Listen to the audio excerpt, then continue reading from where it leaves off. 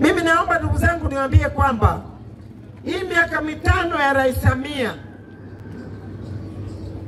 tuichukueni vizuri. Lakini naomba hicho kitu muwe nacho. Tunahitaji kumpa kura Samia nyingi kwa sababu tumemwomba mambo makubwa. Tumemwomba hii barabara hii kilomita 42.44.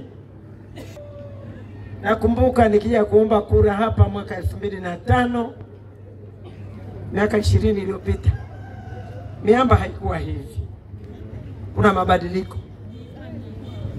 Mwenyekiti, kwa hii miaka 5 tunayoiomba mimi na Mheshimiwa Diwani na Mheshimiwa Rais, ni miaka inayokwenda kubadilisha kata ya Miamba sana.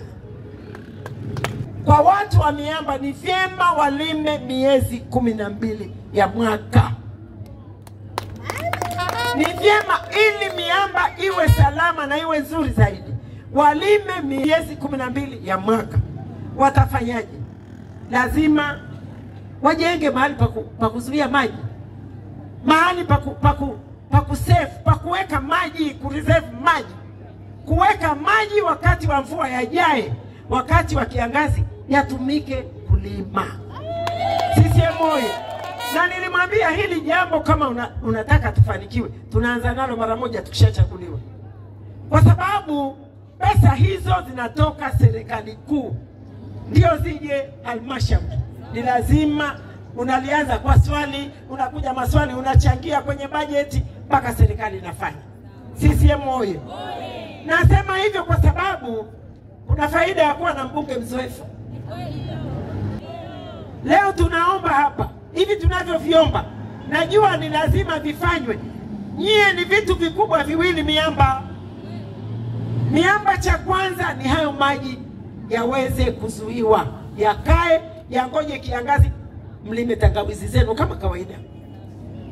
Hilo ni jambo la msingi. Jambo la pili, tuna vijiji 5 kata ya Miamba. Maji salama, maji ya kunywa. Mnahitaji mradi mkubwa, mradi ambao utakuwa wa kata nzima, isipokuwa Mramba wanahitaji mradi wao wenyewe kwa sababu wako pembezoni. Wao utakuwa ni mradi mdogo, lakini kwa hapa Miamba mnastahili mradi mpya mkubwa. Na kwa jimbo zima niseme ukweli, hii kata nayo ni kata kubwa. Kata yenye vijiji 5 ni kata kubwa. Tukianza kwa kuomba mradi wa maji, tunaanza Mungu akitujalia 2026 nzima ni kutafuta. 2027 ni kuanza kutengewa pesa. Sisi tumeelewana? Lakini kuzuia maji ili mlime kwa miezi 12 ni jambo la msingi sana. CCM oyee! Niwaambie tu siri moja, mtamusembisha kura zote za kata ya Miamba, vijana, kina mama na wazee, nisaidieni kuzitafuta.